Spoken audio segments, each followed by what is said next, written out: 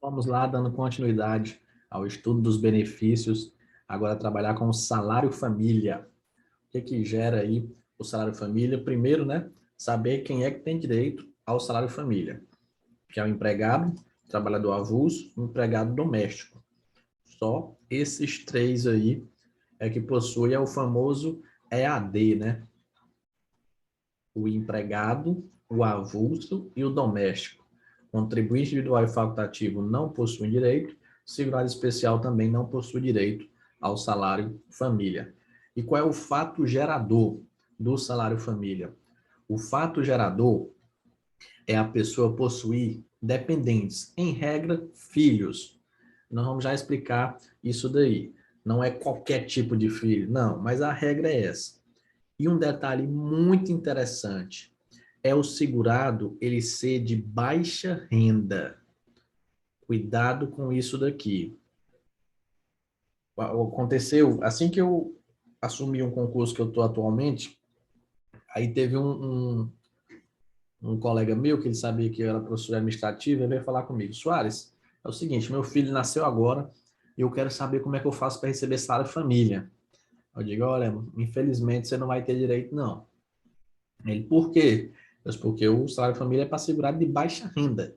E você, pelo tanto que você recebe, você não é considerado de baixa renda. Então, você não vai ter direito. Professor, e quanto é que a pessoa é considerada de baixa renda? Isso aí muda. Todo ano está mudando, então não precisa estar decorando isso daí. Mas geralmente gira em torno aí de 1.200 a R$ 1.400. Quem recebe até isso daí é considerado de baixa renda. A pessoa sendo considerada de baixa renda, aí ela tem direito ao salário família. Se não for de baixa renda, ela não vai ter direito a esse salário família. Beleza? Então, o salário vai ser pago ao empregado, inclusive o doméstico, no caso aí, pelo empregador doméstico, junto com o salário. Vai ser pago também, olha o detalhe, para o aposentado também, ele pode receber o salário família. E aí o detalhe, vou até logo passar aqui, pronto, tá aqui, é você saber qual é os filhos que vão dar direito a isso daí, né? Ao salário família, que é o filho ou equiparado de qualquer condição até 14 anos de idade ou inválido. O filho inválido pode ser até mais de 14, pode ser um filho inválido com 20 anos, 30 anos de idade. Mesmo assim, vai receber o salário família. O filho que não for considerado inválido só recebe até 14 anos. Ele completou 14 anos, cessa aquela cota do salário família que vai receber. Beleza? Então, primeiro passo, o fato gerador é o segurado ser de baixa renda. Não é qualquer segurado que vai receber. Depois, ele tem o filho. O filho até 14 anos, ou, se o filho for inválido, não tem limitação de idade. Beleza? Então, isso aqui é o fato gerador do salário família. Beleza. Agora vamos analisar o restante. Isso aqui é bem interessante, ó. Quando o pai e a mãe são segurados, empregados, inclusive domésticos, trabalhadores avulsos, ambos têm direito ao salário família. Isso aqui é um tópico interessante, porque geralmente quando eu tenho duas pessoas, né, o pai e a mãe, por exemplo, trabalhando, às vezes só um recebe o benefício. Dificilmente os dois recebem, mas nesse caso aqui do salário família, os dois vão ter direito ao salário família, beleza? Então cuidado com isso daí. Se o pai, pelo mesmo filho, então tem só um filho, o casal, mas o pai é segurado da Previdência, a mãe também é. Então, tanto o pai como a mãe vão receber o salário família, uma espécie de exceção, pelo que a gente visualiza aí em outras normas, beleza? E olha aqui o que eu falei para vocês, ó. A partir de 1º de janeiro de 2022, o valor único da cota do salário família é R$ 56, para o segurado com remuneração mensal não superior a 1.655. Então, eu tinha falado, né, em média, 1.200 a 1.400, o valor de 2022 é 1.655. Preciso decorar, professor? Não. Trouxe aqui só para informação, até mesmo porque se o concurso foi em 2023, aí você vai ter que, aí já muda, se for em 2024, já muda, então isso aqui é para 2022. E você observa essa a cota de R$ 56,47. Então, tem um filho, recebe 56, tem dois que se enquadram nessa condição, recebe aí 56 para um, 56 para outro. E você observa que esse valor é muito abaixo do salário mínimo, né? E aí, professor, pode? Pode, porque o salário família ele é pago por cotas, igual o auxílio acidente, o que a gente estudou anteriormente. O auxílio acidente é 50% do salário de benefício. Pode uma pessoa, professor, receber R$ 500 de auxílio acidente? Pode, porque ele é um caráter indenizatório. Só não pode ser inferior ao salário mínimo aqueles benefícios que substituem a renda do servidor. Por exemplo, o auxílio doença, auxílio por incapacidade temporária. Ele não pode ser inferior ao salário mínimo. Por quê? Porque ele substitui a renda. A pessoa deixa de receber da empresa e passa a receber o auxílio por incapacidade temporária. Então, ele tem que ser de pelo menos um salário mínimo. Já esses outros, como salário família, o salário família, a pessoa continua recebendo a remuneração dela normal, mais o salário família. Ele não substitui o que a pessoa recebe. Da mesma forma, o auxílio acidente. A pessoa recebe a remuneração, mais o auxílio acidente. Então, esses dois podem sim ser inferiores ao salário mínimo. Tranquilo? Beleza. Vamos lá. Para ter direito, a data do início do benefício é quando? A data do início é quando a pessoa apresenta a certidão de nascimento do filho, com a documentação relativa ao enteado e menor tutelado, comprovando a dependência econômica dos dois últimos, né? Do enteado e do menor tutelado. Então, a data do início do benefício é com a certidão de nascimento do filho ou documento aí relativo ao enteado e menor tutelado, quando existe a dependência econômica desses dois últimos. E um detalhe, fica condicionado a que a pessoa tem que apresentar anualmente o atestado de vacinação obrigatória para os filhos até 6 anos de idade. Então, ele apresentou lá a certidão de nascimento, mas todo ano, até a pessoa completar, a criança completar 6 anos de idade, tem que levar lá o atestado de vacinação. Aqui é a Previdência obrigando a pessoa a vacinar, né? Aquelas vacinas que são obrigatórias, BCG, sarampo, enfim, no início ali, né? Que a pessoa, quando nasce, tem aquelas. Tinha até o Zé Gotinha. Eu sou do tempo do Zé Gotinha. Eu fui vacinado pelo Zé Gotinha. Eu botava um pingozinho na boca, aí tava, morri de medo. Eu fui chorando desse Zé Gotinha. Eu me lembro, eu fui me acabando de chorar desse Zé Gotinha aí. E aí a pessoa vai ter que apresentar, a Previdência obrigando, né, vacinar os filhos aí. E também tem que comprovar, sempre cuidado com esse detalhe, ó, porque o comprovante de vacina ele é apresentado de forma anual. Já a frequência é semestral. Todo semestre a pessoa tem que apresentar a frequência do filho à escola, a partir de 4 anos de idade. Beleza? Então, lógico que a partir de 4 anos, que é geralmente a idade que a pessoa começa a estudar, né? Tem um filho de 3 anos de idade, já está estudando. É obrigado a apresentar essa frequência? Não. Se ele quiser, ele leva, mas não é obrigado. É obrigado a partir de 4 anos de idade, beleza? Porque o salário família ele é para ajudar na formação da criança. Pagar, por exemplo, um curso de inglês, pagar, por exemplo, dar uma alimentação melhor para a criança, dar uma internet melhor. Eu sei que é pouco, R$ 50, às vezes não vai ajudar em tudo isso, mas o fundamento dele é basicamente isso. Então, assim, eu tenho que comprovar que pelo menos aquela criança está sendo vacinada com a vacinação que é obrigatória, né? Novamente aqui é obrigado a gente falar isso, né? Infelizmente. Mas a gente está num período de vacinação e aí tem pessoas que são contra, tem pessoas que são a favor, gera um certo, até uma politicagem pelo meio.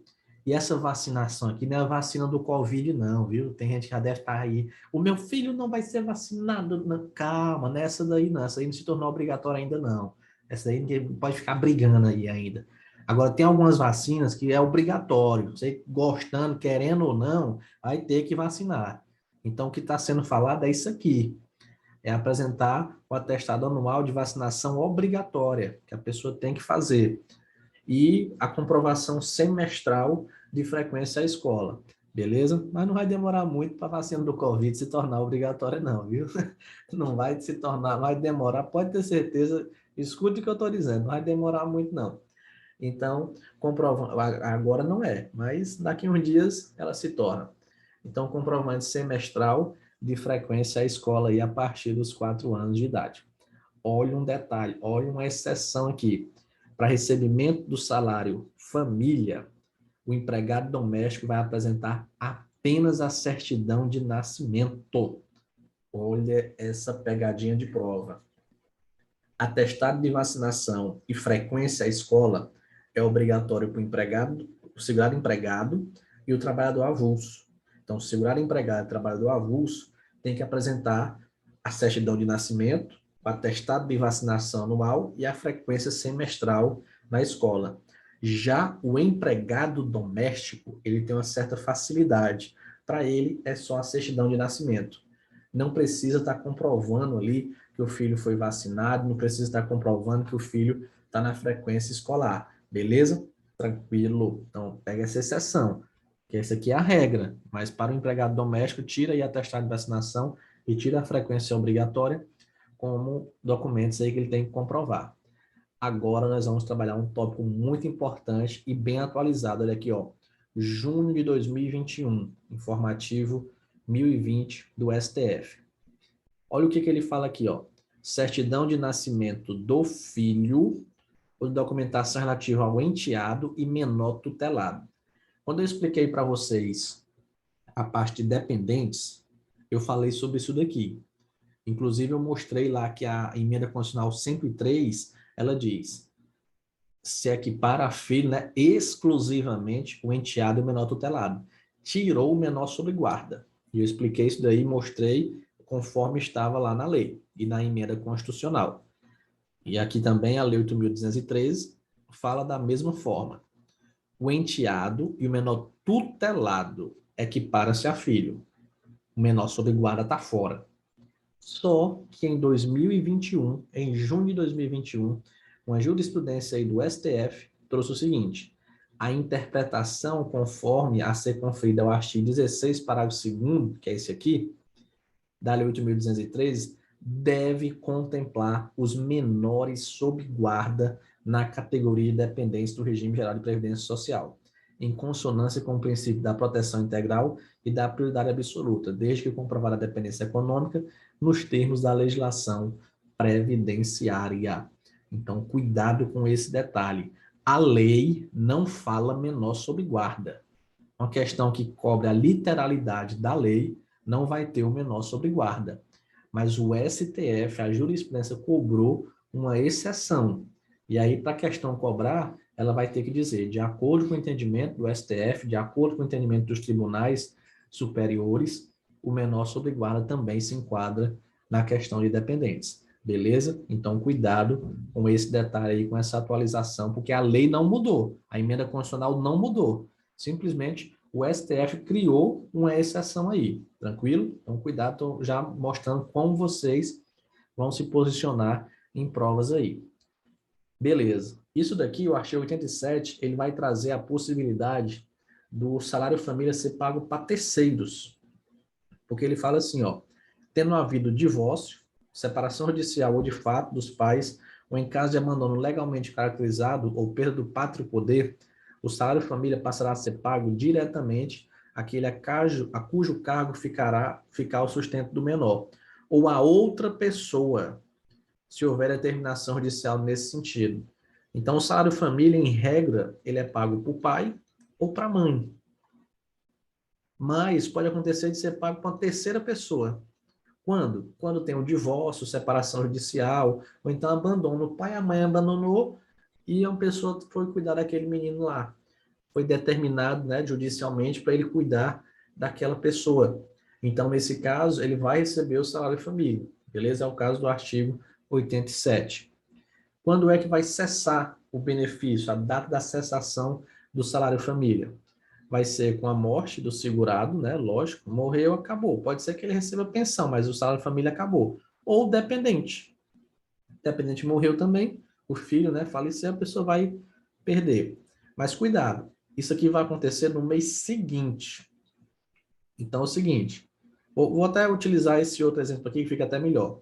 Quando eu falo aqui, ó, o filho é equiparado a completar 14 anos, exceto se inválido. Vai ser no mês seguinte. Como assim? Vamos imaginar que no mês de setembro o filho completa 14 anos. Aí a prova vai lá e pergunta: vai acabar no mês de setembro? Não, vai acabar no mês de outubro. no mês de setembro, a pessoa ainda recebe o salário família. No mês que ela completa 18, 14 anos, aliás, ela ainda recebe. Vai cessar no mês seguinte. Da mesma forma que na questão de morte aí do dependente. Vai cessar no mês seguinte. Da mesma forma, se recuperar a capacidade. Se a pessoa, quem é inválido não tem idade, né? O inválido pode ser maior de 14 anos. Quem é inválido aí pode ser qualquer idade. Mas se a pessoa recuperar a capacidade, deixar de ser inválido, e já está com 20 anos de idade, por exemplo, aí nesse caso vai cessar o benefício no mês seguinte ao que ele recuperou a capacidade. Cuidado, eu fico assim pensando várias formas que a banca pode cobrar isso daqui, várias pegadinhas. E ela pode fazer o seguinte: um filho com 8 anos de idade, que era inválido, e ele recuperou a capacidade. Rapaz, muita gente marca que o benefício aqui vai cessar. Muitas mesmo. Talvez até você esteja pensando, né? Se era inválido e recuperou a capacidade, então cessa o benefício. Não, mas espera aí, ele tem 8 anos. Ele é um filho. Então, nesse caso aqui, ele recebe até os 14 anos. Não vai cessar, não. Uma das situações era inválido, recuperou, sim. Então, agora, o que vai acontecer? Ele recebe até 14. No dia que ele completar 14, cessa. Olha a pegadinha de prova. Agora, se, por exemplo, o exemplo que eu falei, tem 20 anos de idade, é considerado inválido. Pronto, está recebendo salário de família. E ele recupera, aí nesse caso aqui, cessa mesmo, no mês seguinte já cessa, porque ele já extrapolou a idade de 14 anos. Tranquilo? Cuidado com isso daí. O desemprego dos segurados cessa o salário de família. Olha aí. E professor, se a pessoa ficar desempregada, a Previdência não vai pagar. Não, porque muitas vezes quem paga o salário de família é a empresa. Então, nesse caso aí, ficou desempregado, cessa o salário família aí para quem foi considerado empregado. E, logicamente, como já tinha até aqui, né, a morte do segurado. Beleza? Então, com isso, finalizamos mais um benefício, esse aqui menor. Vamos trabalhar agora um bem extenso, que é o salário de maternidade, no próximo bloco. Beleza? Valeu aí, um forte abraço a todos.